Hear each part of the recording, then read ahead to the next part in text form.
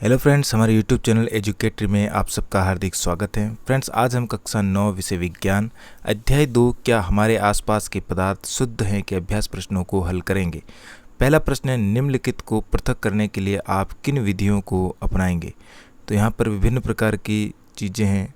इनमें से हम सबसे पहली विधि है सोडियम क्लोराइड को जल से पृथक करने के लिए हम ए में लिखेंगे वाष्पन विधि का प्रयोग करेंगे। बी है अमोनियम क्लोराइड को सोडियम क्लोराइड तथा अमोनियम क्लोराइड मिश्रण से पृथक करने के लिए किसका प्रयोग करेंगे। तो हमारा उत्तर होगा बी उदरोपातन विधि। फिर है सी धातु के टुकड़े को कार के इंजन ऑयल से पृथक करने में, तो हमारा उत्तर होगा फिल्ट्रीकरण विधि का प्रयोग करेंगे। डी है दही से मक्खन निकालने के लिए, तो दही से मक्खन निकालने के लिए हमारा उत्तर होगा अपकेंद्रीकरण विधि का उपयोग करेंगे। इसके बाद ई है जल से तेल निकालने में, तो जल से तेल निकालने में पृथक्करण विधि काम में ली जाएगी। अगला है एफ चाय से चाय की पत्तियों को पृथक करने में, तो यहाँ पर उत्तर होगा फिल्ट्रीकरण विधि का प्रयोग करेंगे। एफ में आ जाएगा फिल्ट्रीकरण विधि।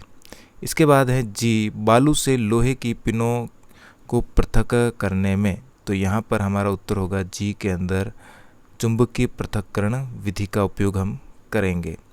इसके बाद है एच भूसे से गेहूं के दानों को पृथक करने में, तो भूसे से गेहूं के दानों को पृथक करने के लिए फटकन विधि का उपयोग करेंगे। फिर है आई पानी में तैरते हुए महीन मिट्टी के कण को पानी से अलग करने के लिए, तो यहाँ पर आई में हमारा उत्तर होगा अपकेंद्रीकरण विधि का प्रयोग करेंगे। अब है जे पुष्प की पंखुड़ियों के निचोड़ से विभिन्न रंजकों को पृथक करने में, तो यहाँ पर हमारा उत्तर होगा क्रोमेटोग्राफी विधि का प्रयोग करेंगे। फ्रेंड्स, आगे बढ़े उससे पहले आपसे रिक्वेस्ट रहेगी कि अगर आपने मेरे चैनल को अभी तक सब्सक्राइब नहीं किया है तो चैनल को सब्सक्राइब करके बेल आइकन को प्रेस करें, ताकि मैं जो भी वीडियो अपलोड करूँ उसका नोटिफिकेशन आप तक सबसे पहले पहुँचे। तो चलिए कंटिन्यू करते हैं। प्रश्न नंबर 2 है, चाय तैयार करने के लिए आप किन किन चरणों का प्रयोग करेंगे। विलयन, विलयक, विलेय, घुलना, घुलनशील, अघुलनशील, घुलेय तथा अवशेष शब्दों का प्रयोग करें। तो हमारा उत्तर होगा सबसे पहले चाय तैयार करने हेतु प्रथम चरण में एक पतीली में थोड़ा जल यानी कि विलायक लेकर गर्म करेंगे। द्वितीय चरण में इस गर्म विलायक को केतली में डालेंगे, जिसमें हमने पहले ही चाय की कुछ पत्तियां यानी कि विलेय डाल रखी थी। तीसरा तृतीय चरण में केतली में चाय की पत्तियों के फूलने से चाय का एक विलयन तैयार हो जाएगा। चौथा चतुर्थ चरण में 1 कप में चीनी विलेय के रूप में ले लेंगे। पांचवा पंचम चरण में केतली का विलयन छलनी से छानते हुए कप में डालेंगे तथा इसमें 2 छोटे चम्मच दूध मिला देंगे। चाय तैयार है। चाय की पत्तियां छलनी में अवशेष के रूप में बच जाएगी।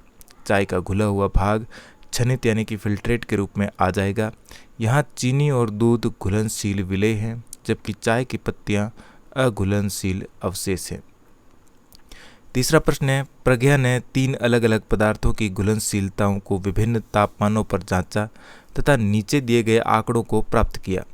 प्राप्त हुए परिणामों को 100 ग्राम जल में विलेय पदार्थ की मात्रा जो संतृप्त विलयन बनाने हेतु पर्याप्त है निम्नलिखित तालिका में दर्शाया गया है। तो यहाँ पर कुछ दर्शाया गया है। तो हमारा उत्तर होगा सबसे पहले ए है 508 जल में 313 केल्विन पर पोटेशियम नाइट्रेट के संतृप्त विलयन को प्राप्त करने हेतु कितने ग्राम पोटेशियम नाइट्रेट की आवश्यकता होगी। तो यहाँ पर ए के लिए हमारा उत्तर होगा 100 ग्राम जल में 62 ग्राम पोटेशियम होंगे, इसलिए 50 ग्राम जल में 31 ग्राम पोटेशियम होती हैं। बी है प्रज्ञा 353 केल्विन पर पोटेशियम क्लोराइड का एक संतृप्त विलयन तैयार करती हैं और विलयन को कमरे के तापमान पर ठंडा होने के लिए छोड़ देती हैं। जब विलयन ठंडा होगा तो वह क्या अवलोकित करेगी, स्पष्ट करें। तो यहाँ पर हमारा उत्तर होगा जमा होने पर पोटेशियम की अम्लता कम हो जाती है, जिसके कारण पोटेशियम यौगिक ठोस हो जाता है, जिसके कारण ठंडा विलयन में पोटेशियम चमकने लगता है। अब है सी 293 केल्विन पर प्रत्येक लवण की घुलनशीलता का परिकलन करें। इस तापमान पर कौन सा लवण सबसे अधिक घुलनशील होगा।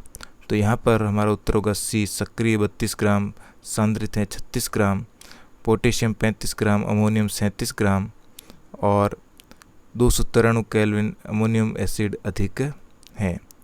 अगला है डी तापमान में परिवर्तन से लवण की घुलनशीलता पर क्या प्रभाव पड़ता है? तो हमारा उत्तर होगा तापमान में वृद्धि होने के कारण लवण की अम्लता में भी वृद्धि होती है। चौथा प्रश्न है, निम्न की उदाहरण सहित व्याख्या करें। तो यहाँ पर सबसे पहला है संतृप्त विलयन। तो किसी विशेष तापमान पर कोई विलयन जितना अधिक विलय को घोलने में सक्षम होता है, यहाँ पर घोलने में सक्षम होगा, उसे संतृप्त विलयन कहेंगे। शुद्ध पदार्थ, जिन पदार्थों का रंग, स्वाद और तापमान हमेशा एक जैसा रहता है उसे शुद्ध पदार्थ कहते हैं। फिर है कोलाइड। यह विषमांगी विसरण होता है और इसके कण विलयन में समान रूप से फैले होते हैं। कोलाइड के कण सूक्ष्मदर्शी से देखे जा सकते हैं। इसके घटकों को पृथक करने के लिए अपकेंद्रीकरण विधि का उपयोग किया जाता है, जैसे कि दूध। फिर है डी, निलंबन। यह एक विषमांगी मिश्रण है जिसमें विलेय पदार्थ के कण घुलते नहीं हैं बल्कि माध्यम की समष्टि में निलंबित रहते हैं। अतः विषमांगी घोल जिसमें ठोस द्रव में परिक्षेपित होता है निलंबन कहलाता है। इनका आकार कोलाइड के कणों से अधिक होता है, अतः इन्हें हम आँखों से देख सकते हैं। इसके घटकों को छानकर पृथक किया जा सकता है, जैसे मिट्टी युक्त जल। पांचवा है, निम्नलिखित में से प्रत्येक को समांगी और विषमांगी मिश्रणों में वर्गीकृत करें। सोडा, जल, लकड़ी, बर्फ, वायु, मिट्टी, सिरका, छनी हुई चाय। तो हमारा उत्तर होगा समांगी मिश्रण में सोडा, जल, बर्फ, वायु, सिरका, छनी हुई चाय। विषमांगी मिश्रण है लकड़ी और मिट्टी। छठा प्रश्न है, आप किस प्रकार पुष्टि करेंगे कि दिया हुआ रंगहीन द्रव शुद्ध जल है? तो हमारा उत्तर होगा इसे पुष्टि करने के लिए हमें दिया गया रंगहीन द्रव शुद्ध जल है, जिसे हम क्वथनांक की जांच करेंगे। पानी 100 डिग्री सेल्सियस और हिमांक 0 डिग्री सेल्सियस पर हैं। तो अगर रंगहीन द्रव 100 डिग्री सेल्सियस पर उबलकर 0 डिग्री सेल्सियस पर जम जाएगा तो यह रंगहीन द्रव शुद्ध जल माना जाएगा। सातवां है, निम्नलिखित में से कौन सी वस्तुएं शुद्ध पदार्थ हैं? तो यहाँ पर हमारा उत्तर होगा बर्फ, लोहा, हाइड्रोक्लोरिक अम्ल, कैल्शियम ऑक्साइड, पारा, वायु आदि वस्तुएं शुद्ध पदार्थ हैं। आठवां है, निम्नलिखित मिश्रणों में से विलयन की पहचान कीजिए। तो समुद्री जल, वायु, सोडा जल और ये सभी विलयन हैं। नौवां है, निम्नलिखित में से कौन टिंडल प्रभाव को प्रदर्शित करेगा?